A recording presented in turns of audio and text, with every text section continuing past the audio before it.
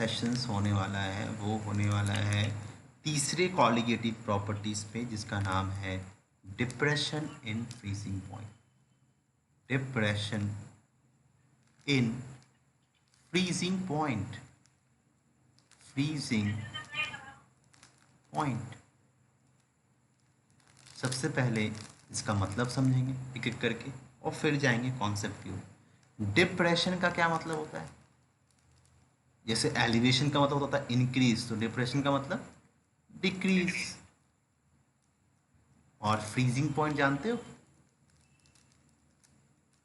Freezing point का मतलब एक ऐसा minimum temperature at which substances freezes। एक ऐसा मिनिमम टेम्परेचर जिसमें सब्सटेंस जो है वो फ्रीज होना स्टार्ट कर देता है। यही मतलब होना चाहिए, यही मतलब होगा ना। ओके, तो आपने डिप्रेशन वर्ड भी समझ लिया, आपने फ्रीजिंग पॉइंट मतलब भी समझ लिया। अब थोड़ा इमेज के थ्रू समझते हैं। मैंने एक बीकर लिया, वाटर कितनी डिग्री सेल्सियस पे फ्रीज करता है? अरे फ्रीज पूछ रहा हूँ बच्चा, फ्रीज पूछ रहा हूँ, freeze 0 degree Celsius. Water simply रखा हुआ है जो कि हमारा सॉल्वेंट है, जो कि वोलाटाइल फॉर्म में है। हाँ, कि वाटर का जो फ्रीजिंग पॉइंट है ना, वाटर का जो फ्रीजिंग पॉइंट है, ठीक है, जिसको मैं टी एफ नॉट बोलूँगा, क्योंकि फ्रीजिंग है तो टी एफ हो गया, टी एफ नॉट बोलूँगा, वो 0 डिग्री सेल्सियस होता है। ओके, बट जब इसमें इस पर्टिकुलर सॉल्वेंट में मैं एक नॉन वोलाटाइल सॉल्यूट को ऐड कर दूंगा, नॉन वोलाटाइल सॉल्यूट, मान के चलो मैंने चीनी को ऐड कर दिया, शुगर को ऐड कर दिया। ओके, मैंने शुगर को ऐड कर दिया, तो अब ये जो फ्रीजिंग पॉइंट है ना वो 0 डिग्री सेल्सियस नहीं रहेगा, 0 डिग्री सेल्सियस से कम हो जाएगा। लेट इट बी, मान के चलो मैंने टी एफ को माना है freezing point of solution, freezing point of, just उसी से कंपेयर करना है जैसा बॉइलिंग पॉइंट मैंने समझाया, जस्ट लाइक फ्रीजिंग पॉइंट एकदम same to same, freezing point of solution. तो ये अब कितना हो जाएगा? -5 डिग्री से, मैं एग्जाम्पल दे रहा हूँ, -5 डिग्री। मतलब जितना सॉल्वेंट का होगा फ्रीजिंग पॉइंट, उससे जो सोल्यूशन का फ्रीजिंग पॉइंट होगा वो और कम हो जाएगा। इसलिए हम बोल रहे हैं कि यहाँ डिप्रेशन हो जा रहा है, फ्रीजिंग पॉइंट में क्या हो जा रहा है? डिप्रेशन हो जा रहा है, डिक्रीज हो जा रहा है। Okay, is that clear? अब मैं थोड़ा सा आपको वर्ड वाइज लिखवा देता हूँ, लिखिएगा। When non volatile solute, when non-volatile solute is added to a volatile solvent,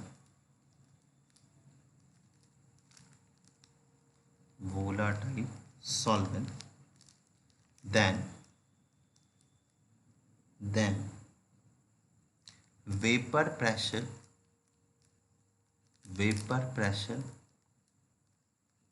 decreases. इस केस में वेपर प्रेशर डिक्रीज होता है, ठीक है।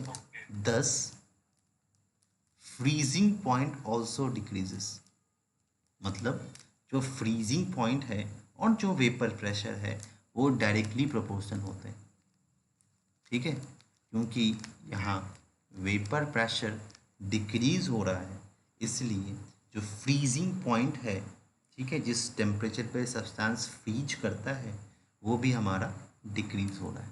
ओके, इसकी जब फॉर्मूलाज को आप देखोगे ना, just like same to same आपका बॉइलिंग पॉइंट की तरह ही दिखेगा, कोई चेंजेस आपको नहीं दिखेगा। वहाँ पर बी था, यहाँ एफ लगा देंगे बस, और कुछ नहीं होने वाला है। ओके, वहाँ के बी था, यहाँ के एफ हो जाएगा, वहाँ डेल्टा टी बी था, यहाँ डेल्टा टी एफ हो जाएगा। मैथमेटिकल डेरिवेशन, तो हम लिखेंगे mathematically the depression in freezing point, the depression in freezing point, shortcut में मैं लिखूंगा FP, ठीक है। फ्रीजिंग पॉइंट को मैं लिखूंगा FP is directly proportional to molality.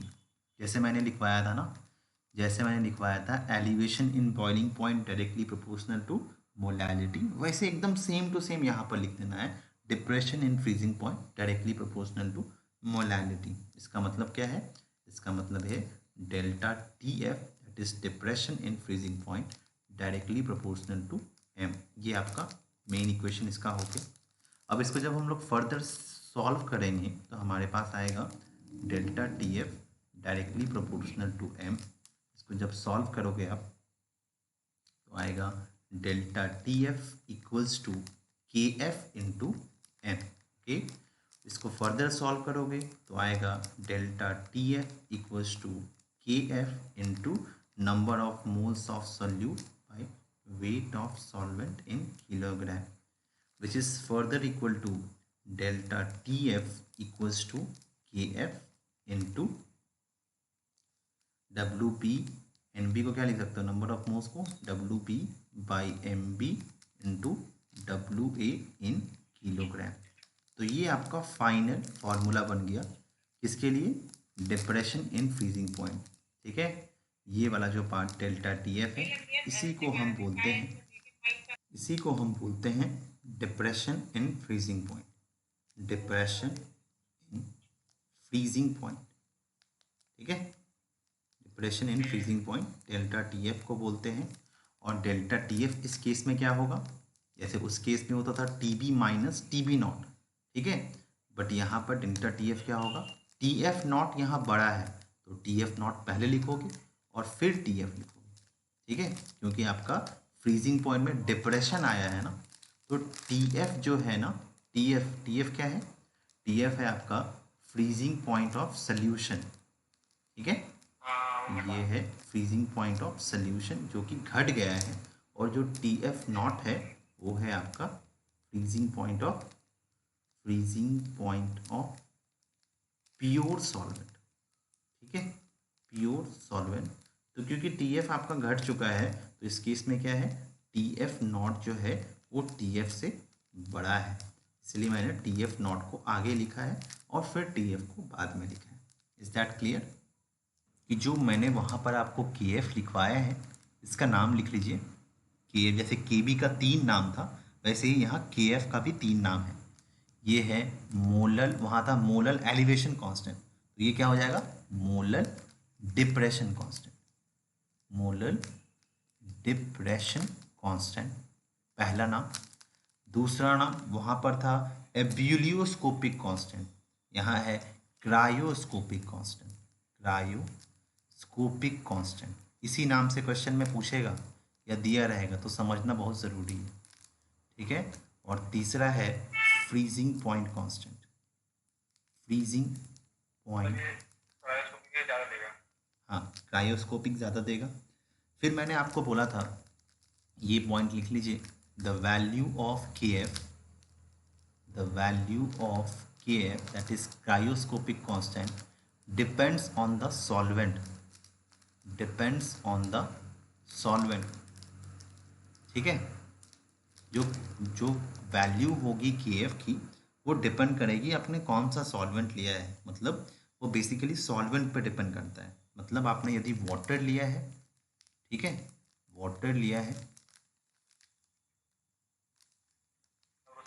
तो इसकी KF की वैल्यू जो होगी वो होती है 1.86 केल्विन किलोग्राम पर मोल, ठीक है, ठीक है। और वाटर का KB आपको याद है ना, KB की वैल्यू मैंने लिखवाया था 0.52 केल्विन किलोग्राम पर मोल।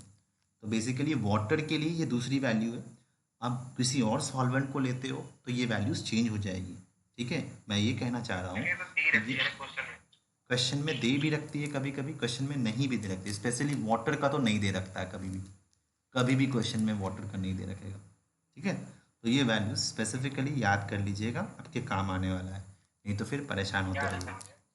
देखिए, तो कभी कभी क्या होता है ना कि आपको मोलर डिप्रेशन कांस्टेंट जो केएफ है उसकी वैल्यू क्वेश्चन में ना दे के कुछ और वैल्यूज दे रखती है। ठीक है, जैसे कि मान के चलिए आपको आर दिया हुआ है, यूनिवर्सल गैस कांस्टेंट क्वेश्चन में दिया हुआ है, यूनिवर्सल गैस कांस्टेंट क्वेश्चन में दिया हुआ है जिसकी वैल्यू होती है 8.314 जूल। ठीक है, एटीएम में होती है 0.0821 एटीएम में, और बार में होती है 0.083 बार में। ठीक है, ये आर की वैल्यू, यार मान के लिए ये क्वेश्चन में आपको दिया हुआ है, आर की वैल्यू दे रखी है। फिर आपको टी एफ नॉट तो दे ही रखा है, टी एफ नॉट आपको दे रखा है। ओके, आपको एल एफ दे रखा है। एल एफ का क्या मतलब होता है? Latent heat of fusion. क्या मतलब होता है? Latent heat of fusion.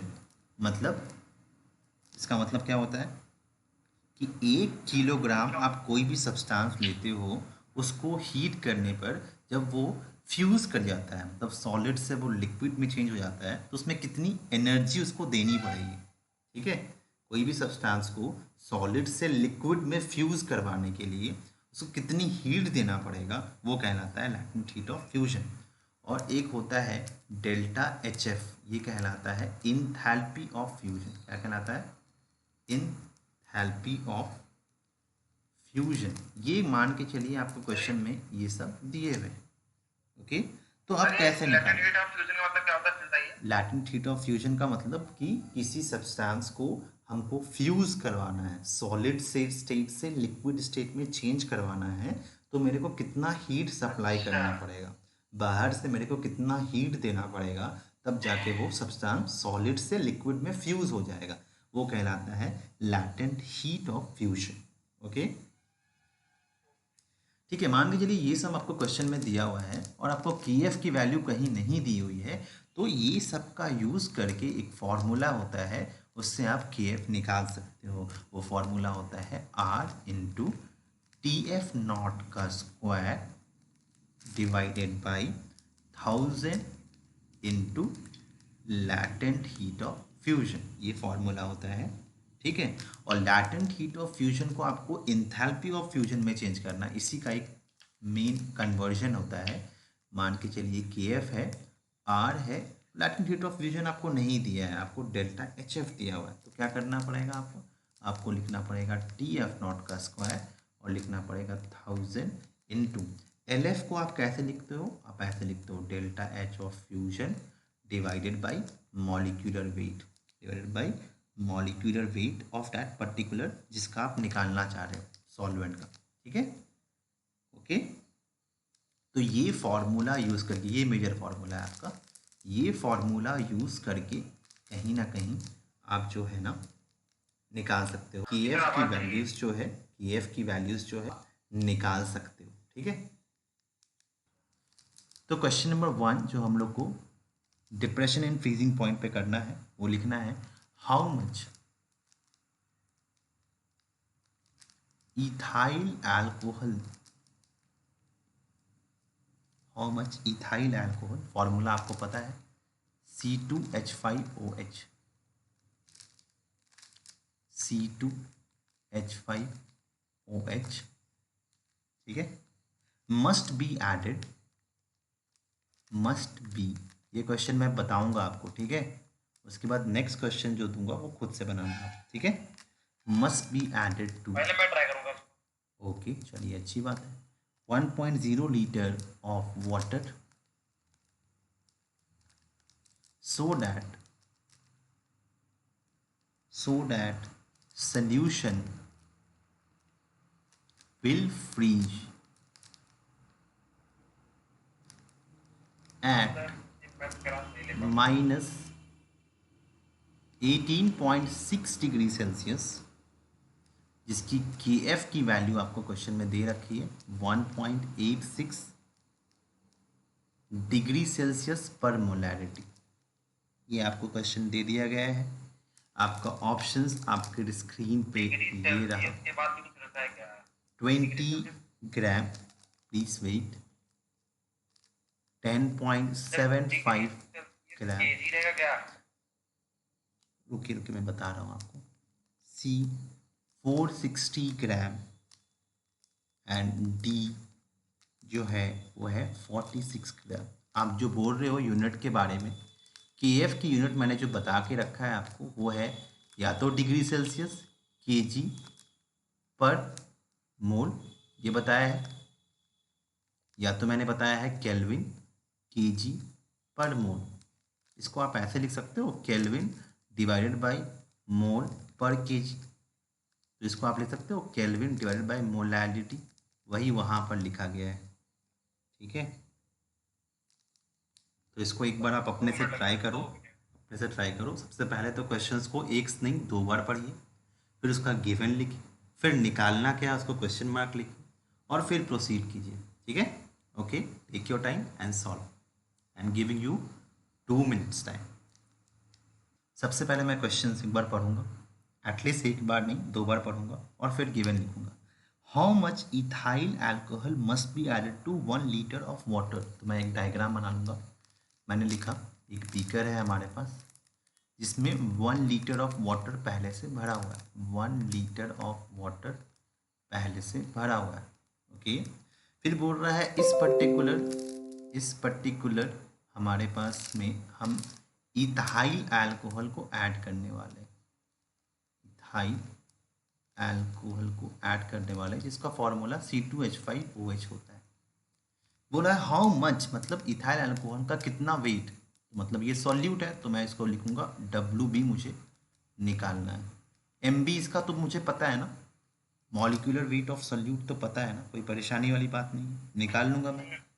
तो मॉलिक्यूलर वेट ऑफ सॉल्यूट कितना आएगा हमारा, 46 ग्राम आएगा। ठीक है, आप निकाल के एक बार देख लेना, 46 आएगा। 12 दूनी 24 प्लस 5 हो गया आपका 29, 29 प्लस 1 हो गया 30, और 30 और 16 हो गया 46। ओके, कोई problem.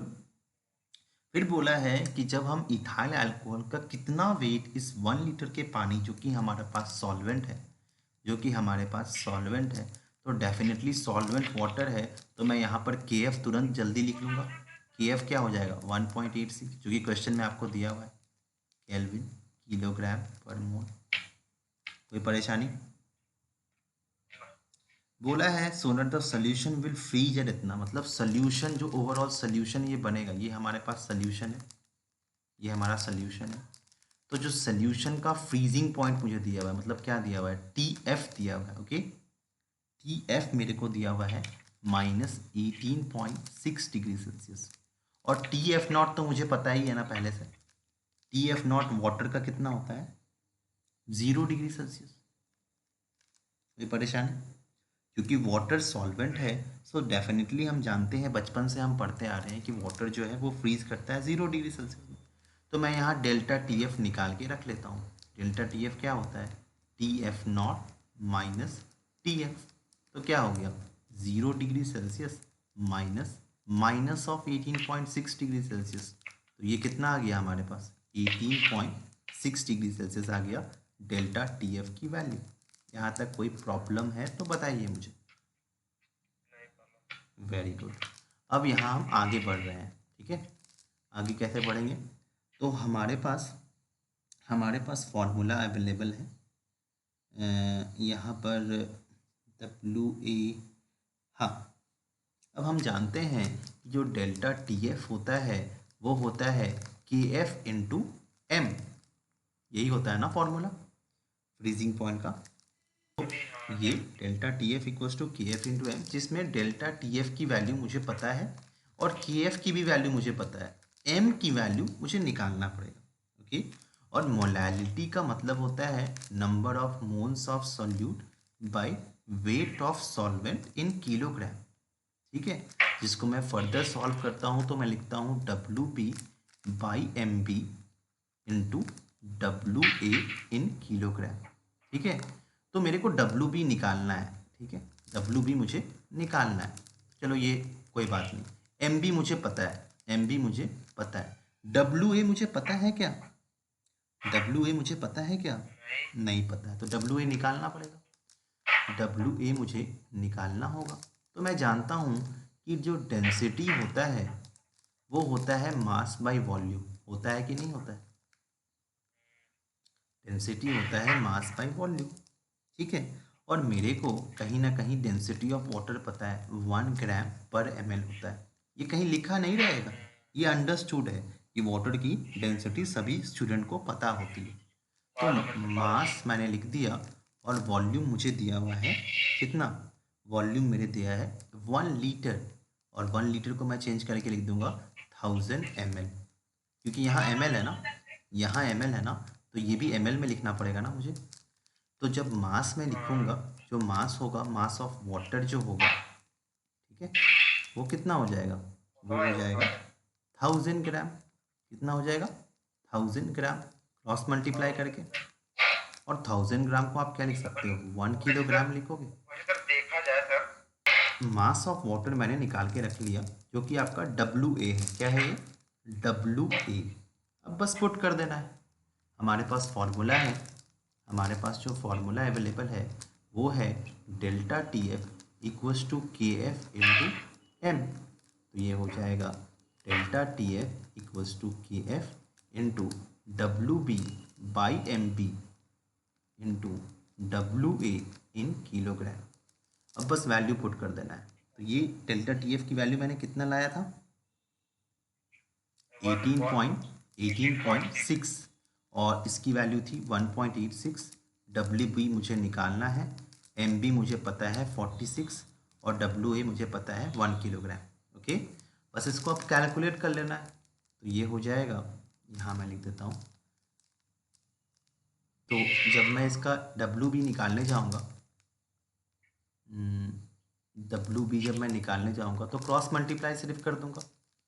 WB will be equals to 18.6 into, यहाँ से मैं लिख रहा हूँ, क्रॉस मल्टीप्लाई कर रहा हूँ, तो 18.6 into 46 into 1, 46 into 1 divided by 1.86। बस इसको सॉल्व कर दीजिए। ये हो गया 186, ये हो गया 46, ये हो गया 1, और यहाँ हो गया 146, ये हो गया 10, और ये हो गया 100। ठीक है, तो ये पूरा का पूरा कट गया, ये कट गया, ये कट गया, तो आंसर कितना आ गया? 460 ग्राम, जो कि आपका आंसर है। 460 ग्राम ऑफ सल्यूट जो मुझे निकालने के लिए बोला गया था। और एज पर द क्वेश्चन हमारा कौन सा ऑप्शन सही होने वाला है? कौन सा ऑप्शन सही होने वाला है? This is option number C. This is option number C, जो कि आपका एब्सोल्युटली करेक्ट है। क्लियर है? Is that clear till now? कोई भी स्टेप जो नहीं समझ में आया आपको?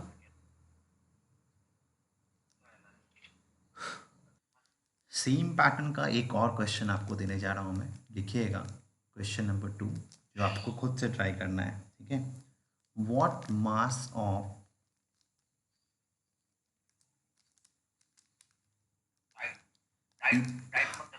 Ethylene glycol, what mass of ethylene glycol, जिसका मॉलिक्यूलर वेट आपको दिया हुआ है, निकालने की भी ज़रूरत नहीं, एक काम आपका कम कर दिया है, 62 ग्राम दिया हुआ है। ठीक है, मस्ट बी एडेड टू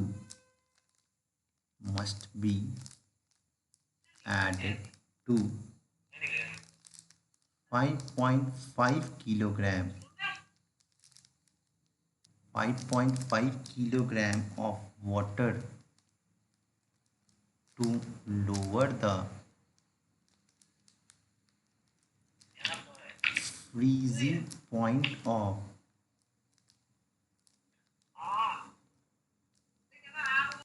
ये रहा आपका ओवरऑल क्वेश्चन। एंड आपका ऑप्शंस मैं लिख दे रहा हूँ, 1.83 किलोग्राम, ऑप्शन नंबर बी है 100 किलोग्राम, ऑप्शन नंबर सी है 18.3 kilogram, and option number D है 90 kilogram. This is the question. You all have to try once. ठीक है, ट्राई कीजिएगा।